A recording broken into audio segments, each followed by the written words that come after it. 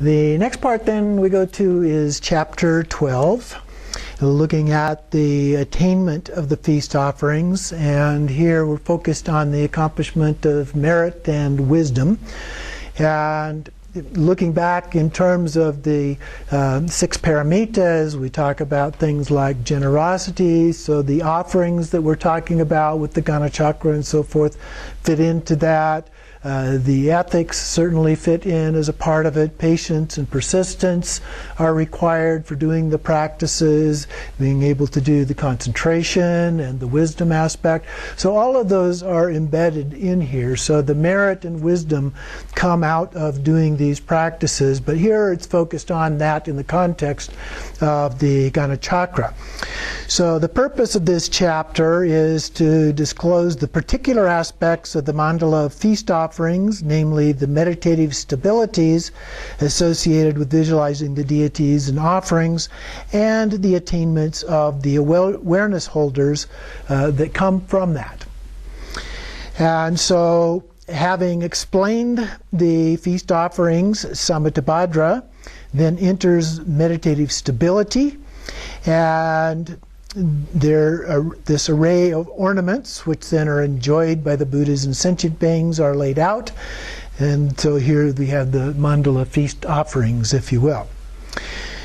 The chapter begins with general discussion of meditative stabilities being connected with the feast offerings and beneficial attributes. And those are achieved through perceiving all things as the magical net. These include meditational deities, dance steps as a part of that, hand gestures that we've learned. There's nothing on the dance steps in the text that we have here, but dancing is often included as a part of these things. And you may have seen things on YouTube or other sources that show some of these dance things. And these then become seals of the songs and seals of the ornaments and raiment, and then the food and drink, the seals of the sexual yoga and forceful liberation, which we touched on just a little bit in the last chapter. And then by retaining the correct view of appearance and emptiness and generation and perfection stages, the yogin gradually attains the status of the awareness holder, and then moves on to the Buddha level.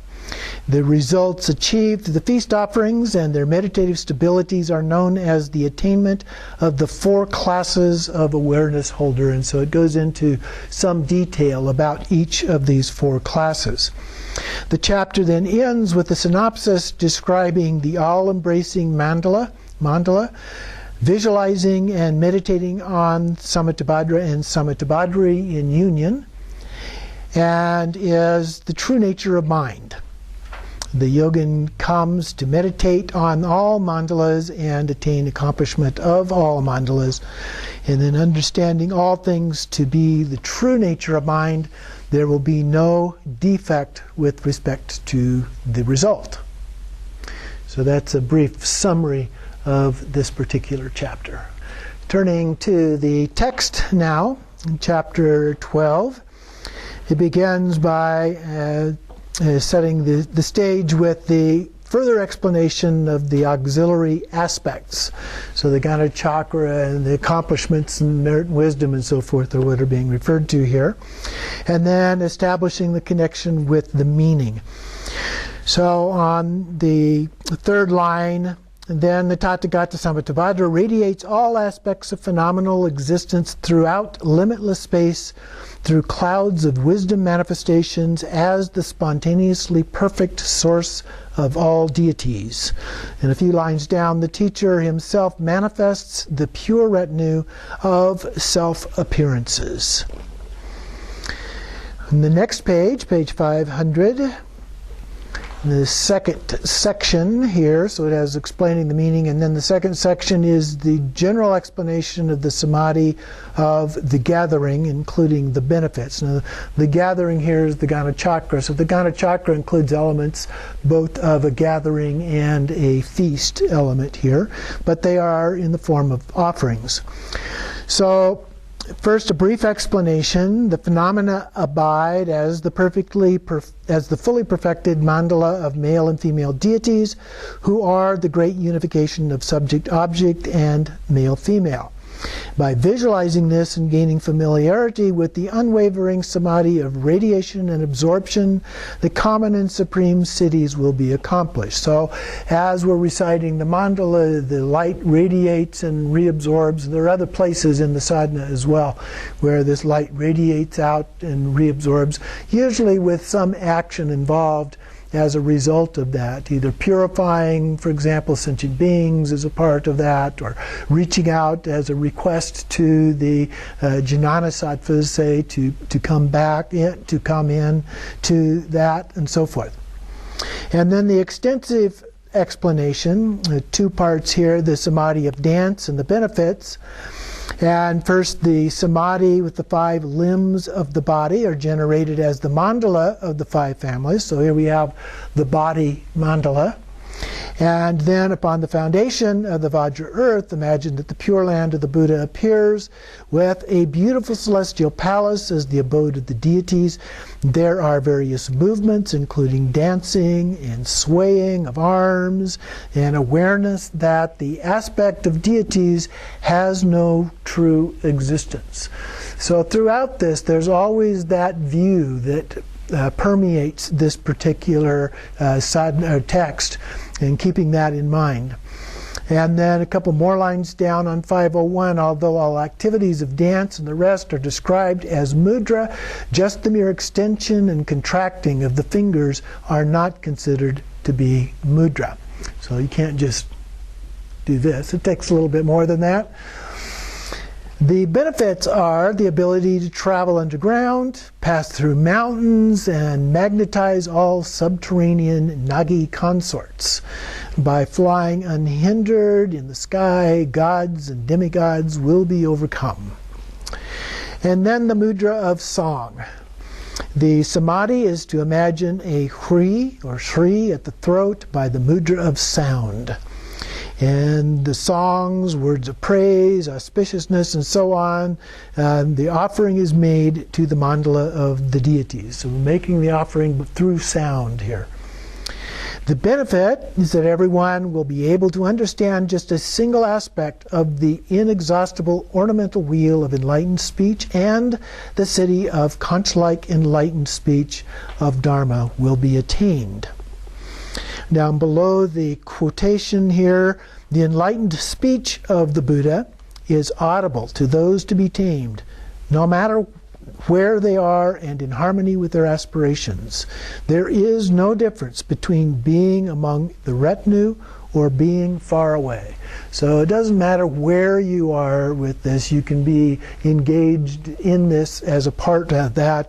There have been cases where I did empowerments where the Lama who was doing the empowerment gave me permission to call in so that I created a presence just for a moment or two to create a connection with somebody who was physically at the empowerment, and then through that and knowing the time of the empowerment, then I also was to have received the empowerment at that time. So there's different ways of doing it. You notice too that some lamas now, Garchen Rinpoche is an example who has done online empowerments, and some of those are even recorded so that you can go and see them. That's relatively rare. Most require that it be done in person and make that kind of a connection. But this is a tremendous benefit for those people who don't have those kinds of opportunities, that they can still get an empowerment through some other means. Moving on to 502, the paragraph beginning with third. The mudra of the ornaments and clothing. So here the samadhi is to visualize that from tram, the syllable tram, all ornaments such as the crown and others appear as precious jewels. From awe, all clothing is blessed as the clothing of the deities and the vestments of the peaceful and wrathful ones.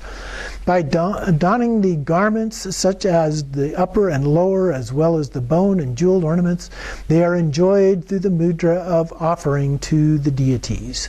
And at this case we're doing that through the hand mandala. practice that we looked at previously. The benefits are, temporarily, the light and its brilliance become a suit of armor. Ultimately, all major and minor marks will blaze like Chakravartins and Bodhisattvas. This king-like kaya of the Buddha has accomplished the 10 strengths that cannot be defeated by any harm-doers or maras. And moving down to the paragraph beginning with fourth, the mudra of food and drink. So the samadhi is that from the syllable kam, the food and beverages are blessed as ambrosia. And then they are offered to the outer and inner deities through mudra. The benefits are that one will accomplish the transformation of the body into a wisdom kaya, like a wish-fulfilling jewel of all that is desired, and the source of speech will become supreme among tastes, so that whatever is partaken of will be the ambrosia possessing the 100 tastes.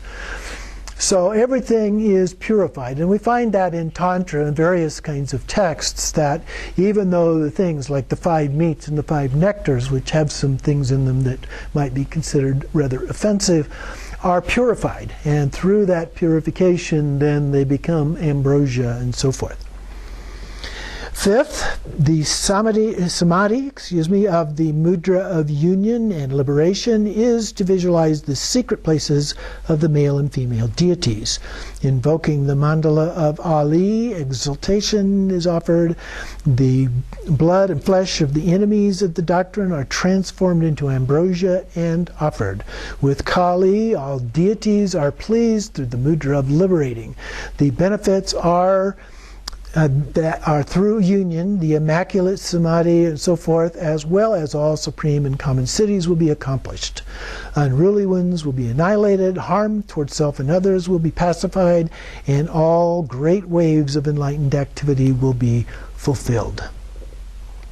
So then we have the results of accomplishing the gathering. And it talks first about the term here used, the Vidyadhara. Vidya of Vidyadhara means awareness of prajna, wisdom, and the heritage of the Buddhas. Dhara means to seize or take hold, meaning possessing or having learned the genuine meaning. So it's often referred to as a knowledge or wisdom holder. So one who holds the wisdom of Rigpa, if you will. On page 504 then, the general explanation.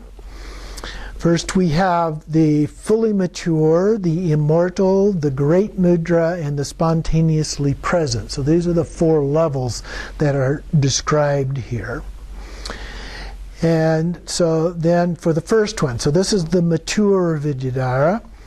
And so they have 3 characteristics. Gaining maturity through wisdom deity practice. It's the first one. Not departing from the form of karmic body. It's the second. And once separation from the karma body does occur, achieving the kaya of the great mudra, or mahamudra. So that is the first one. The second one is described here below the quotation there. So this is the immortal Vidyadhara. When the karmic body transforms into the Vajra body, the aggregates are immaculate and the wisdom mind is born. Then moving to the bottom of the page, we have the great mudra, Vidyadhara. So by transforming one's body into whatever aspect of the deity has been meditated upon, and then to the top of the page, one's body is the Mahamudra. The deity actualized through the meditation. To possess the major and minor marks as well as omniscience is known as the Vidyadhara of the great mudra.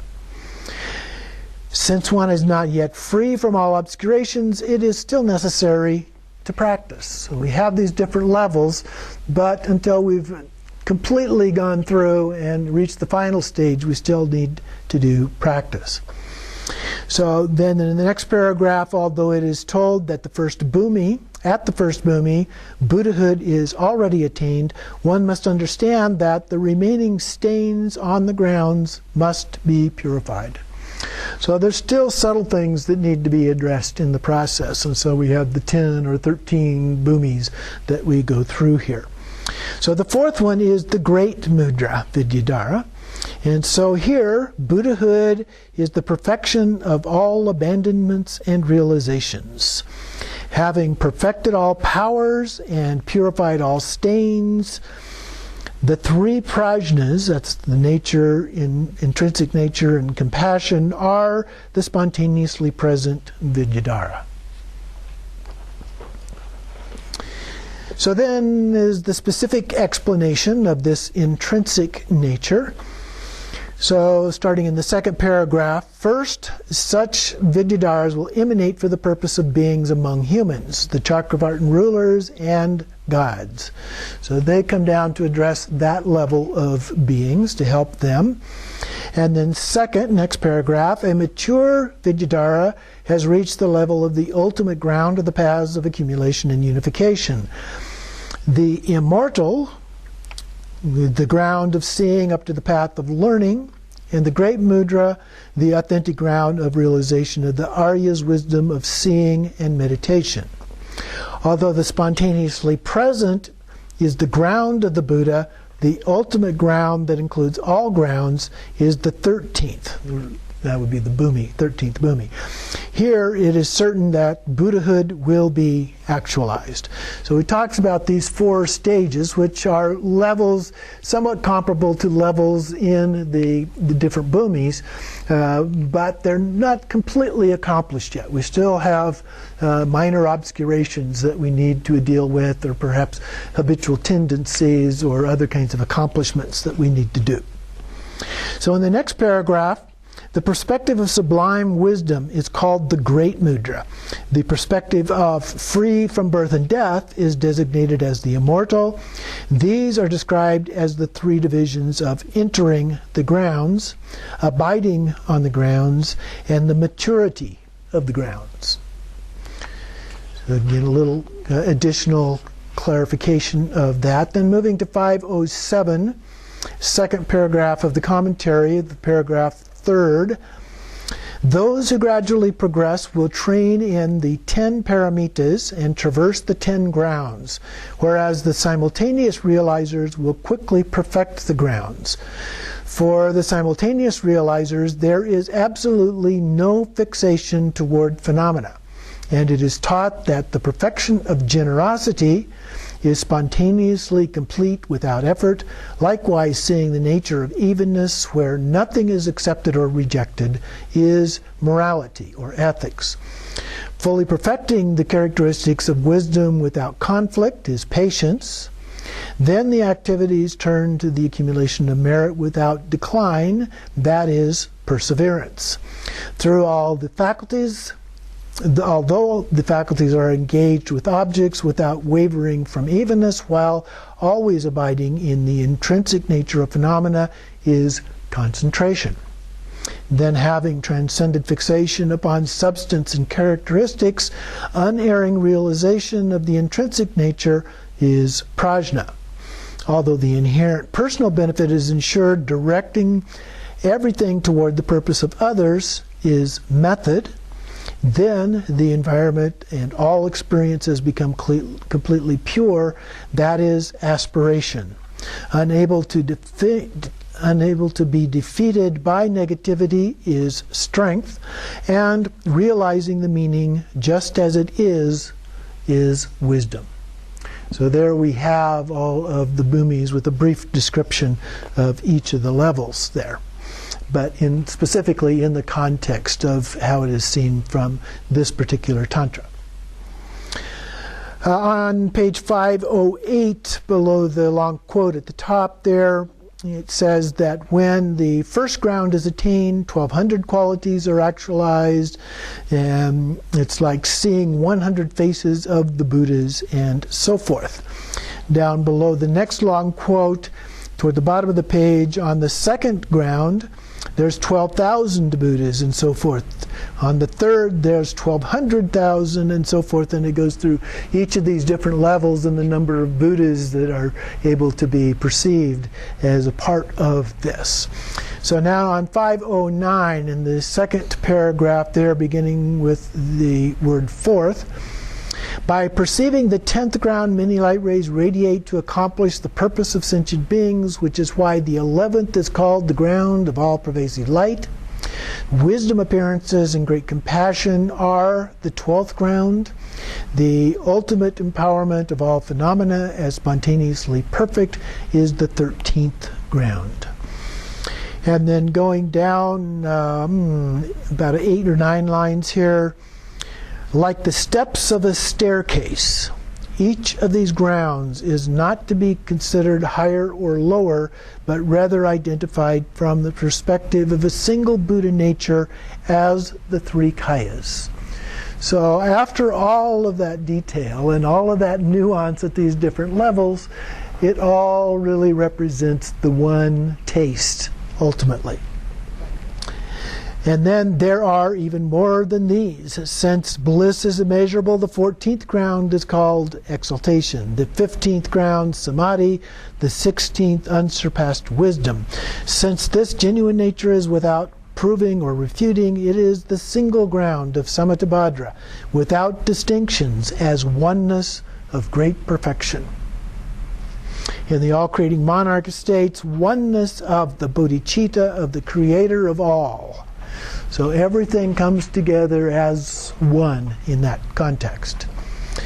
On page 510 then, in the second section, the cause for accomplishing Vidyadharahood. The actual cause is the fully endowed characteristic of knowing the view. The knowledge of phenomena are primordially awake through the method of the four realizations. This view is the ripening root cause that results in the four Vidyadharas. This unites the generation and completion stage characteristics of engaging in the accomplishment. By knowing these characteristics and practicing, the result of the Dharma is attained. So whoever develops this special potential and power will resemble the process of the cause of a fertile seed, the circumstance of water and fertilizer, and the result being the first sprout of the harvest. So a metaphor here for this. So once becoming a fully mature Vidyadhara, the spontaneously present Vidyadhara will be brought to fruition. No doubt. These Vidyadharas are also the field that gives birth to the victorious ones. So there's out of those who accomplish that level that the victorious ones, the Buddhas, are realized. So then we have the temporary result. As we go through stages as we've been describing here. So in the beginning, the accomplishments are temporary. So from the second line there at the very bottom of the page, the beings who will accomplish this are among the Vidyadharas appearing as humans on one of the four continents, or as the gods of the desire and form realms. Although they, the Vidyadharas, take immaculate rebirth with fully endowed qualities in the forms of these realms, these beings that already dwell in these realms do not have equal karmic fortune. There are four ways that rebirths are taken, and it is listed here from the ornament of the classes of sutra: the karma, the power of pure aspirations, the purpose of others, and the mastery of samadhi. So in the commentary it says, based on the karma, rebirth is taken in lower or higher realms. Good karma, bad karma. Between the first and the seventh, Aryas are born as emanations of their aspirations and their skillful means. On the three pure grounds, through the mastery of samadhi, they will appear as whatever rebirth is needed. So they're able to discern where the need might be and go to that level. On the ground of awakening by spontaneously emanating, they appear as the manifestation of the great mastery of the 12 deeds and so forth. The Aryas are no longer then subject to rebirth, but they emanate through compassion. Continuing on page 512 then, the fully mature Vidyadhara has exhausted karmic birth, and when the body is discarded, will immediately achieve the ground of the Aryas, similar to the ultimate accomplishment of the path of unification. Once the stage of heat on the path of unification has been achieved, rebirth in the lower realms will cease. By the power of aspiration, they are reborn in the Pure Lands and so forth for the welfare of beings. The immortal and the Mahamudra Vidyadharas will take rebirth through Samadhi in order to accomplish the benefit of beings. However, this is not ordinary rebirth. The ordinary body is transformed into the Vajrakaya. The spontaneously present Vidyadhara has mastered rebirth to appear in any way that is necessary. This is the ability to emanate. Emanate's kind of like cloning yourself as opposed to reincarnation, where it's you being born over again, if you will. And so then the first three Vidyadharas abide in the causal grounds, and the fourth abides in the resultant ground, although just down here at the bottom of the page it contradicts that. So the first three Vidyadharas then have fully perfected the 10 grounds and the 10 paramitas, as the 10 paramitas. The spontaneously present Vidyadhara abides upon the 13th ground, hence the accomplishment of the 10 causal paramitas is fully complete. And then here's the line that has the contradiction. It is certain that all 4 Vidyadharas abide in the resultant ground. So up above, the first 3 didn't, only the 4th one did, and here all 4 of them are said to. This means that they abide in the exceptional ground. Having accomplished this ground involves the stages of accomplishing the causes and the results, bringing the paramitas to completion. So then we have the perfection of that ultimate result. The ultimate result, the 11th ground, where both the method of taming beings through emanations and enlightened activities are fully perfected. So there's the supreme prajna and method are the ultimate 12th ground. And then on down, the last section here of the commentary, based upon supreme prajna, both the Sambhogakaya and the Nimanakaya are naturally within the ground of the Dharmakaya, free from elaborations. And then on 514, the top, the difference between the temporary and ultimate grounds is that the 10 grounds are causal and that the 3 are resultant. So the top 3 are the ones that are the resultant grounds.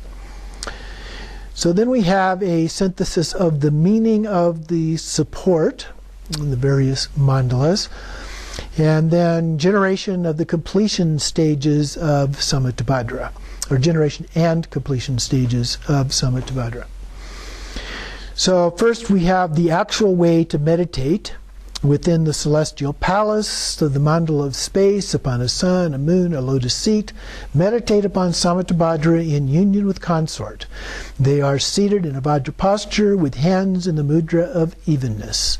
The mudra of evenness is the regular meditation mudra. This. Imagine that the many light rays radiate from their kayas. Then in the next paragraph, in the second line, the view of the uncommon vehicles is asserted to occur in Akanishta. In a couple more lines, by meditating upon the deity of one's aspirations, all deities will be accomplished. The nature of all Buddhas is the male-female Samattabhadra. So the nature is exactly the same, no matter what name or description is given for any of these. The entire mandala of the victorious ones is meditated upon. All mandalas of the deities are synthesized as the nature of basic space, including the enlightened body, speech, and mind.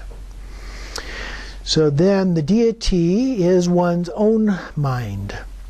And down about 5 lines here, so. Except for one's mind, the state of the fully perfected Buddha is not separate from independent state to be accomplished. So there's nothing separate here that we're trying to achieve in doing these practices. Nor will a source or observer ever be discovered. Whatever way the nature of the mind naturally abides is fully perfected Buddha. Those who distinguish time and place and think that the Buddhas have come from elsewhere, or that this present mind has the seed or cause for awakening and is not presently awake but will eventually awaken through the purification, have failed to discover the state of the Buddha. Hence, it is advised not to search for Buddha elsewhere except for one's mind. I think that's one of the more important statements in all of this, that we really, really need to understand that so that we don't get caught up. I mean, there's lots and lots of detail in these thousands of pages here. And they're important in ways, but we don't get caught up in that. We understand the essence, and that's what's really important. So moving to 516 here, how all mandalas are accomplished. First, how through the meditation, uniting the generation and completion stages of Samattabhadra, all mandalas are accomplished. So how nothing is sullied by subtle faults.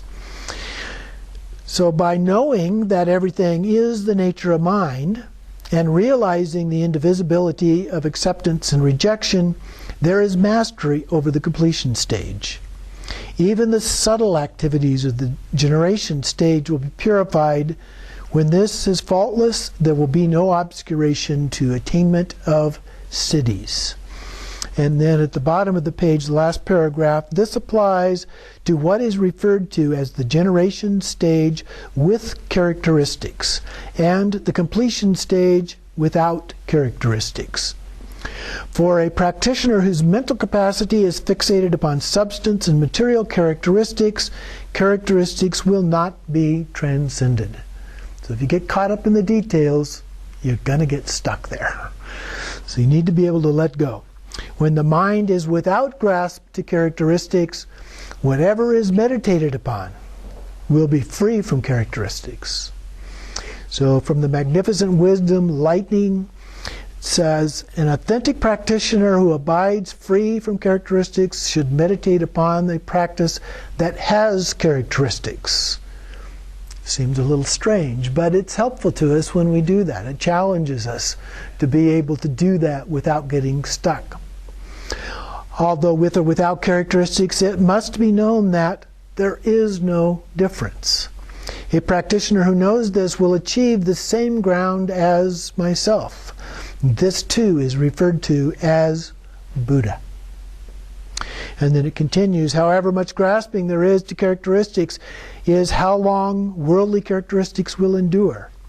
Whenever things are known to be free from characteristics is when worldliness will be transcended. Everything will become the Pure Land of Samattabhadra, and passions and wisdom will be indivisible. So in this case, passions are being described as skillful means as a part of that. So there we have the end of that part.